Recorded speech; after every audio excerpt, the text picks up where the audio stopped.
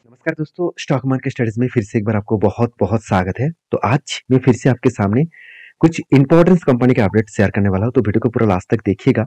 और अभी तक आपने चैनल को सब्सक्राइब नहीं किया तो जरूर कर लीजिएगा। कंटिन्यूसली इन्फॉर्मेशन और अपडेट्स पाने के लिए इस चैनल के ऊपर बने रहिएगा। तो चलो देख लेते हैं कौन सा कंपनी है इस वीडियो के अंदर। फर्स्ट जो कंपनी है जिसके ऊपर बहुत बार मुझे कमेंट्स आया था, उसका नाम है जेके टायर्स एंड इंडस्ट्रीज लिमिटेड। तो जेके टायर्स एंड इंडस्ट्रीज लिमिटेड जो एक टायर मैन्युफैक्चरिंग कंपनी है। देखिए, टायर इंडस्ट्रीज में एक चीज आपको हमेशा ध्यान रखना है, जब भी क्रूड ऑयल का प्राइस बढ़ जाता है तो टायर इंडस्ट्रीज के ऊपर एक प्रेशराइज देखने को मिलता है, क्योंकि डायरेक्टली क्रूड ऑयल के साथ रिलेटेड है टायर इंडस्ट्रीज। तो ग्लोबल मार्केट में अगर क्रूड ऑयल का प्राइस बढ़ जाए तो आपको हमेशा याद रखना है कि टायर इंडस्ट्रीज के ऊपर एक टोटली प्रेशराइज बनता हुआ देखने को मिलेगा। अभी जेके टायर्स के ऊपर मुझे कुछ दोस्तों ने कमेंट किया, सर इस कंपनी के ऊपर फिलहाल के लिए क्या सिचुएशन है। देखिए, फिलहाल के लिए जो सिचुएशन है, कंपनी का वैल्यूएशन बहुत आपको सस्ते में दिखेगा, क्योंकि इसका जो पी रेशियो है वो 16 के आसपास है और कंपनी का इंडस्ट्रीज पी रेशियो 25 के आसपास है। अगर पी रेशियो की मैं चर्चा करूं तो कंपनी के एक टाइम पी रेशियो चला गया था करीबन करीबन 25 के आसपास, और आज कहाँ पे है 15 के आसपास। और कंपनी के एवरेज पी रेशियो निकल कर आ रहा है 10 के आसपास। तो कंपनी का अंडर वैल्यूड कंपनी बोल सकते हैं। और कंपनी के देखिए आरओसी आरओ में उतना दम नहीं है, और कंपनी का इनकम अच्छा खासा है, मगर कंपनी का कर्जा बहुत ज्यादा है। अभी क्वेश्चन यहाँ पे ये आता है कि कंपनी इतना कर्जा क्यों लिया, कंपनी कर्जा क्यों लिया और किस बेसिस में लिया। अगर मैं कर्जे के बारे में बात करूं तो कंपनी का जो कर्जा है वो ध्यान से देखेंगे तो कंपनी जो कर्जा लिया वो लॉन्ग टर्म के लिए कर्जा लिया 2200 करोड़, शॉर्ट टर्म के लिए कर्जा लिया 2000, चलो 2000 करोड़ के आसपास बोल सकता हूँ। तो लीज लाइबिलिटी के लिए कितना लिया 100 करोड़। तो कंपनी के long term and short term के लिए अच्छा खासा कर्जा लेना पड़ा। तो लॉन्ग टर्म के लिए लिया तो इसलिए कंपनी को ट्रेड जो जरूर रिसीव होना चाहिए। कंपनी को कितना ट्रेड मिला आप ध्यान से देखेंगे, कंपनी का ट्रेड भी मिला बहुत शानदार करीबन 2500 करोड़। तो 2500 करोड़, उसके साथ साथ कंपनी को ट्रेड कितना पेबल्स करना होगा 2000 करोड़। देखिए, कंपनी इसी बेसिस में कर्जा लिया। कंपनी को 2000 करोड़ प्रोजेक्ट मिला और 2000 करोड़ कंपनी को रीपेमेंट करना है। टोटल 4000 करोड़ कंपनी को देना है। तो कंपनी का 4000 करोड़ देना नहीं है, 4000 करोड़ कंपनी के हाथ में होना चाहिए। तो क्या सही में 4000 करोड़ कंपनी के हाथ में है? तो चलो देख लेता हूं। तो कंपनी के हाथ में कितना है, कैश फ्लो कितना है 800 करोड़, और इनकम कितना है 250 करोड़। तो ऑलमोस्ट आप बोल सकते करीबन 1100 करोड़ के आसपास कंपनी के हाथ में पैसा है। तो कंपनी इसीलिए कर्जा उठाया क्योंकि कंपनी के उतना प्रॉफिट नहीं हुआ, उतना पैसा कंपनी के हाथ में नहीं है। तो इस पैसा ना हाथ में होने के कारण कंपनी ने क्या किया, यहाँ पे मतलब कर्जा उठाया। तो इसमें गलत भी नहीं है, और देखा जाए तो कंपनी प्रोजेक्ट को कंप्लीट करने के लिए कर्जा तो उठाया है, क्योंकि कंपनी को 2200 करोड़ का जो प्रोजेक्ट मिला इसको कंप्लीट भी तो करना पड़ेगा। अगर कंप्लीट ना करेगा तो कंपनी का प्रॉफिट मार्जिन में इंपैक्ट आएगा। क्वार्टरली कंपनी के रिजल्ट के बारे में बात करूं तो सेल्स में कोई कमियां देखने को नहीं मिलेगा, सेल्स लगातार बढ़ता हुआ देखने को मिले, एक्सपेंस भी कंपनी कंट्रोल में रखे, और इसलिए कंपनी का प्रॉफिट मार्जिन बेस्ट तरीके से ग्रोथ होता देखने को मिले। तो कंपनी लास्ट कुछ 2 इयर्स में कंपनी का अच्छा खासा प्रॉफिट ग्रोथ देखने को मिले। तो इसलिए कंपनी ने आपको क्या किया, अच्छा खासा रिटर्न भी दिया। 1 साल में 100% के आसपास रिटर्न दे चुके हैं, 3 साल में 75% के आसपास, 5 साल में 29% और 10 साल में 28%। ऐसे नहीं कि कंपनी से रिटर्न दे रहा है, कंपनी के बाकी पॉइंट्स भी आपके साथ शेयर कर रहा हूँ। एज ए इन्वेस्टर, प्रोमोटर्स से लेकर एफआईडीएस पब्लिक हर किसी के पास इन्वेस्टमेंट है। तो एफएस के पास सिर्फ 6%, 6.5% का होल्डिंग था, वो बढ़ के हो चुके 10.5%। और डीएस के पास अभी भी 1% के आसपास होल्डिंग है, और पब्लिक के पास बाकी होल्डिंग्स है। तो इस कंपनी के डिलीवरी के परसेंटेज के बारे में बात करूं तो कंपनी के डिलीवरी का परसेंट थोड़ा सा वीक होता जा रहा है। क्यों वीक होता जा रहा है? कंपनी आज टॉप लेवल में है। इसके ऊपर मैंने एक ट्रेड बना था जो मैंने आपके साथ शेयर भी किया। तो कुछ इस तरीके से ट्रेड बना, शोल्डर कम हेड कम शोल्डर बना था। तो फाइनली क्या हुआ, ब्रेकआउट हुआ। तो एक्चुअली ब्रेकआउट कहाँ पे हो गया था, एक्चुअली ब्रेकआउट हो गया था इस लेवल में, मतलब इस लेवल का जरूरत ही नहीं था।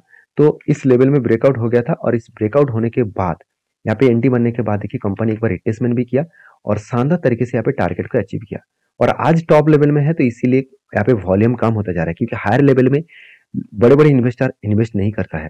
तो एंट्री लेवल से टारगेट तक देखूं तो 81% के आसपास टारगेट मिला। और ये टारगेट कितने दिनों में मिला, अगर मैं एंट्री लेवल से मैं टारगेट तक देखूं तो ऑलमोस्ट 327, मतलब 1 साल भी, चलो मान ही लेता हूँ 1 ईयर। तो 1 ईयर में 81% का रिटर्न। तो सोचिए कितना बड़ा टारगेट यहाँ पे मिल चुके हैं। हाँ, इस कंपनी के ऊपर जो मेरा पुराना सब्सक्राइबर है, बहुत पुराना सब्सक्राइबर है, पिछले सालों तक मुझे सब्सक्राइब करके रखे हैं, उसको पता है जब एंट्री बना था मैं आपके साथ शेयर भी किया था। तो देखिए पेशेंस का कितना गेम है। कुछ कुछ कंपनी आपको 1 साल लगा सकते हैं, 2 साल लगा सकते हैं। तो जितना प्रॉफिट बड़ा चाहिए उतना टाइम भी आपको ज़्यादा देना पड़ेगा। तो 1 साल में 80% के आसपास रिटर्न मिलना कोई कम है क्या? मेरे हिसाब से तो बिल्कुल नहीं। मेरे हिसाब से नहीं, हर किसी के हिसाब से बिल्कुल नहीं। क्योंकि आप ट्रेडिंग भी करते हैं तो आपको शायद इतना प्रॉफिट ना मिला होगा। तो जो लोग प्रोफेशनल ट्रेडर्स है उसको तो जरूर मिला है। जो लोग ट्रेड करने के लिए आया है कि चलो मैं 1-2 दिन ट्रेड करके मैं पैसा कमा लूंगा, तो उसको शायद 80% रिटर्न साल भर में नहीं मिला होगा। तो बाकी आपके क्या राय है जरूर कमेंट्स करना। नेक्स्ट जो कंपनी है उसका नाम है जियो फाइनेंशियल सर्विसेज लिमिटेड। देखिए जियो फाइनेंशियल सर्विसेज लिमिटेड के ऊपर मैं एक बात जरूर कहूंगा। इस कंपनी के ऊपर अभी भी बिजनेस स्टार्टिंग नहीं हुआ, तो जब बिजनेस स्टार्टिंग होगा तो इस कंपनी के ऊपर एक बड़ा धमाका होने का चांसेस है। क्यों? क्योंकि बिजनेस स्टार्ट होने से पहले ही कंपनी खुद को प्रॉफिट मार्जिन को पॉजिटिव रखा और डबल के आसपास दिखाया। सेल्स अच्छा खासा ग्रोथ किया और कंपनी एक्सपेंस को कंट्रोल करने के बाद प्रॉफिट मार्जिन अलग लेवल में रखा और इसीलिए कंपनी का नेट प्रॉफिट डबल के आसपास देखने को मिला। डबल के आसपास नहीं, डबल है। तो इतना प्रॉफिट बिजनेस स्टार्ट होने से पहले ही दिखने को मिला है। तो सोचिए जब बिजनेस स्टार्ट हो जाएगा तो कितना प्रॉफिट होने का चांसेस आपको दिखेगा। तो यहाँ पे क्वेश्चन मार्क ये आएगा कि सर कंपनी का बिजनेस स्टार्ट ही नहीं हुआ तो कंपनी का प्रॉफिट कहाँ से हो रहा है? देखिए मान के चलिए आपके पास, मैं एग्जाम्पल दे रहा हूँ, मान के चलिए आप एक बिजनेस स्टार्ट करने वाले हैं 2025 में। चलो 2025 में बिजनेस स्टार्ट करने वाला है और 2024 में आपको हाथ में पैसा आया और 5 लाख रुपया। तो आप बिजनेस स्टार्ट करना चाहते हैं 10 लाख रुपया लेकर। तो आप कहेंगे सर मुझे नवंबर मंथ में 2024 में नवंबर मंथ में बाकी 5 लाख रुपया मिल जाएगा और मैं 10 लाख रुपया लेकर 2025 से बिजनेस स्टार्ट करूंगा। तो अभी जो आपके हाथ में 5 लाख रुपया है, क्या वो आपके हाथ में ही रखेंगे? तो आप बैंक में रखेंगे, किसी ना किसी जगह पे रखेंगे, तो उसमें जो इंटरेस्ट आएगा वही आपके लिए प्रॉफिट होगा। तो यही सिचुएशन इस कंपनी के ऊपर देखने को मिला। तो खुद के बिजनेस के ऊपर कुछ कंपनी ने कुछ प्रॉफिट नहीं कमाया। कंपनी के जो पैसा अभी भी पड़े हुए हैं उस पैसे से कंपनी को एक्स्ट्रा बेनिफिट मिल रहा है। तो देखिए जो बड़े बिजनेसमैन है वो कभी भी 1 रुपया भी किसी भी जगह पे छोड़ के नहीं जाता। वो हमेशा उस 1 रुपये को भी सोचते हैं कि इसको मैं कहाँ पे लगाऊं जहाँ पे मुझे 1 रुपये से 1 रुपया 10 पैसा भी आए तो भी मेरे लिए 10 पैसा प्रॉफिट है। तो यही सोचकर वो काम करते हैं। तो आप किस तरीके से सोचते हैं जरूर कमेंट्स करके बताना। तो कंपनी के ऊपर एक अच्छा खासा ग्रोथ देखने को मिला। कंपनी के ऊपर एज ए इन्वेस्टर भी तगड़ा बाइंग करके रखे, चाहे वो एफआईसी हो, चाहे डीएस हो, चाहे पब्लिक हो। क्यों ना करे, कंपनी बिजनेस स्टार्ट ना करके भी अच्छा खासा ग्रोथ देना स्टार्ट कर दिया है। तो हर कोई इस कंपनी के ऊपर निवेश तो करना चाहेंगे। तो जियो फाइनेंस के ऊपर आपको कैश फ्लो में आपको पॉजिटिविटी दिखेगा। तो यहाँ पे क्वेश्चन आएगा कि सर एनबीएफसी कौन कंपनी है? तो एनबीएफसी कंपनी के ऊपर तो कैश फ्लो हमेशा नेगेटिव दिखने को मिलता है। हाँ, कंपनी बिजनेस जब स्टार्ट करेगा तो इस पैसे को वो हाथ में नहीं रखेंगे, उस पैसे को फिर से वो लोन के हिसाब से देंगे, कस्टमर को देंगे, जो यहाँ पे नेगेटिव दिखने वाला है। तो फिलहाल के लिए इस कंपनी का हर पैरामीटर्स तो ठीक ठाक देखने को मिला है। बाकी इस कंपनी के ऊपर आपके क्या राय है जरूर कमेंट्स करके बताना। तो देखिए इस कंपनी के ऊपर एज ए इन्वेस्टर, प्रोमोटर से लेकर एफएसडीएस पब्लिक हर किसी के पास इन्वेस्टमेंट आपको दिख जाएगा। तो इस कंपनी के ऊपर टेक्निकली चार्ट पैटर्न्स के बारे में बात करूं तो मैंने इस लेवल में आपको बताया था कि एक रेंज स्टेट बना था, इस नीचे आए, ऊपर जाकर टारगेट अचीव किया, फिर से नीचे एंट्री हुआ और देखिए धीरे धीरे करके वो टारगेट के नजदीक जा रहा है। तो मेरे एंट्री लेवल यहाँ पे है और मैं धीरे धीरे करके इसके टारगेट के लिए मैं इंतजार करूंगा। तो जब टारगेट बनेगा तो मैं जरूर इस कंपनी के ऊपर कुछ डिसीजन, नेक्स्ट जो डिसीजन होगा वो भी मैं आपके साथ शेयर करने वाला हूँ। तो फिलहाल के लिए मेरा एंट्री लेवल कंटिन्यू है। आपका क्या राय है इस कंपनी के ऊपर जरूर कमेंट्स करना। और मैं आपको बार बार बोलता हूँ कि अगर वीडियो अच्छा लग रहा है तो प्लीज एक लाइक करिए, उसके साथ साथ चैनल को सब्सक्राइब भी करिए और उसके साथ साथ इस वीडियो को एजुकेशन पर्पस में आपको जरूर स्टडी करना होगा। कोई भी रिकमेंडेशन नहीं है, अगर काम करना है तो प्लीज एक बार रिसर्च करके ही जरूर करना। नेक्स्ट जो कंपनी उसका नाम है बजाज फाइनेंस। देखिए बजाज फाइनेंस इंडस्ट्रीज में एक लीडर कंपनी है। बहुत सारे कमेंट्स भी मुझे आ रहा था कि सर जियो फाइनेंस मार्केट में लिस्टिंग हुआ है, क्या बजाज फाइनेंस को टक्कर दे सकते हैं? अगर मैं इस कंपनी का कंपटीटर के हिसाब से बात करूं तो जियो फाइनेंस का मार्केट कैप कितना है? 1,50,000 करोड़ और बजाज फाइनेंस का मार्केट कैप कितना है? 4.5 लाख करोड़ के ऊपर। तो ये बात को अब तो आपको ध्यान में रखना है। देखिए जो लोग ये भी सोच रहे हैं कि जियो फाइनेंस का कर्जा 0 है और बजाज फाइनेंस का कर्जा बहुत ज्यादा है, तो बता दूं तो जियो फाइनेंस जब बिजनेस स्टार्ट करेंगे तो वो भी कर्जा लेंगे। तभी बिजनेस स्टार्ट नहीं हुआ तो इसलिए उसका कर्जा 0 दिख रहा है। जब बिजनेस स्टार्ट हो जाएगा तब इसके ऊपर भी कर्जा दिखेगा और बजाज फाइनेंस जिस तरीके से कर्जा लिया उस हिसाब से प्रॉफिट भी किया। अगर क्वार्टरली रिजल्ट दिखा दूं तो कंपनी में प्रॉफिट में कभी भी कमियां देखने को नहीं मिलेगा। कंटिन्यूसली कंपनी हर साल को बीट करते चले जा रहे हैं। 965 करोड़ से बढ़ के हो चुके 1400 करोड़, उससे बढ़ के हो चुके 2700 करोड़। अभी देखिए इस साल में करीबन 3500 करोड़ के आसपास प्रॉफिट किए। और सिर्फ प्रॉफिट नहीं कर रहा है, कंपनी का एनपीए भी कम होता जा रहा है। पहले एनपीए 1% के ऊपर देखने को मिलता था, 1%, 1.45% के आसपास देखने को मिलता था। आज वो घट के हो चुके 0.31% के आसपास। तो एनपीए जो है वो लगातार घटता हुआ देखने को मिले। अभी एज ए इन्वेस्टर, प्रोमोटर से लेकर एफएसडीएस पब्लिक इसीलिए इस कंपनी के ऊपर टिके हुए हैं, क्योंकि इस कंपनी ने आपको अच्छा खासा रिटर्न जो दिया। रिटर्न मतलब आप लॉन्ग टर्म पीरियड के लिए इस कंपनी के ऊपर होल्ड करके रखे थे तो अराउंड 40% के ऊपर रिटर्न कंपनी आपको दिया है। तो मैं एवरेज रिटर्न के बारे में बात करूं तो हर साल के एवरेज रिटर्न आपको 20% के आसपास देखने को मिलेगा।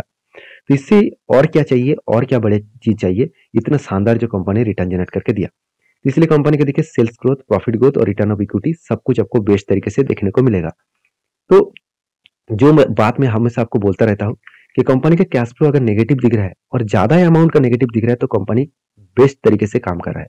क्योंकि फाइनेंस कंपनी अगर कैश फ्लो को नेगेटिव दिखा रहा है, इसका मतलब हाथ में जितना पैसा आया था उस पैसे को कंपनी फिर से री इन्वेस्ट कर दिया। तो यहाँ पे एक हाई लेवल का ग्रोथेबल सिचुएशन देखने को मिला।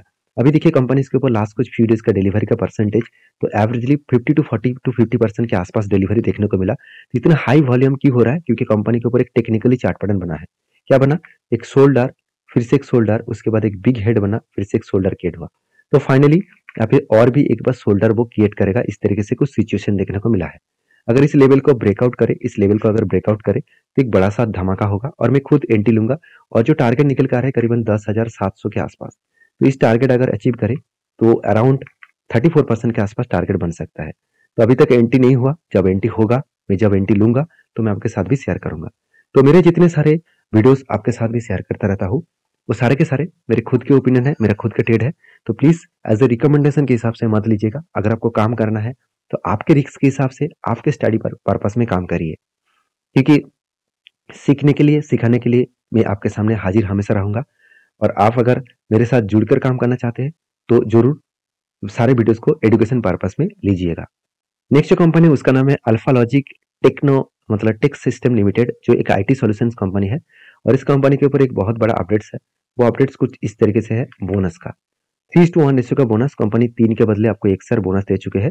तो कितने सारे लोगों को बोनस मिला जरूर मुझे कमेंट्स करके बताना। तो ये था कुछ कंपनीज का अपडेट। वीडियो में अगर जानकारी अच्छा मिले तो प्लीज लाइक करना, दोस्तों के साथ भी शेयर करना। Thank you.